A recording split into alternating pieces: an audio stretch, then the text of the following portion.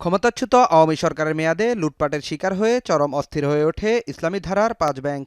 ২০২৪-এ রাজনৈতিক পট পরিবর্তনের পর ব্যাংকগুলোর পর্ষদ পুনর্গঠন সহ সরকারের নানা উদ্যোগ নেওয়া হলেও আমানতকারীদের জন্য এবছর কেটেছে চরম অনিশ্চয়তা আর উৎকণ্ঠায়। বছর শেষে এসব ব্যাংকের সাধারণ গ্রাহকের হাত থেকেছে শূন্যই। তবে এবার চূড়ান্তভাবে আমানতকারীদের সুখবর দিল বাংলাদেশ ব্যাংক।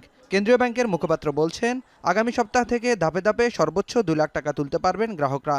তবে পরবর্তী নির্দেশনা না দেওয়া পর্যন্ত এরপর আর কোনো টাকা তোলা যাবে না। একটা অ্যামাউন্ট ধার্য করেছি যেটা ডিপোজিট প্রোটেকশন অ্যাক্টের সাথে যায়, সেটাই হলো ২ লাখ টাকা। সেটা দিব, অবশিষ্ট টাকা আপনার অ্যামাউন্ট অ্যাকাউন্টে থাকবে এবং সেখানে প্রচলিত হারে মুনাফা যোগ হতে থাকবে, ব্যাংক সচ্ছল হতে থাকবে। তখন আমরা পর্যায়ক্রমে অবমুক্ত করার বা টাকা উত্তোলনের সুযোগও সৃষ্টি করব। কিন্তু এই মুহূর্তে ব্যাংক তো মাত্র অপারেশনে যাচ্ছে, তাকে তো একটা শক্ত ভিত্তির উপর দাঁড়ানোর জন্য কিছুটা সময় দিতে হবে।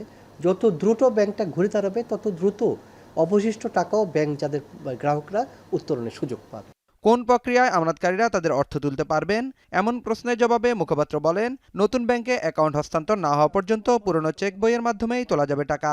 এজন্য গ্রাহকদের নতুন করে অ্যাকাউন্ট খুলতে হবে না বলেও জানান তিনি।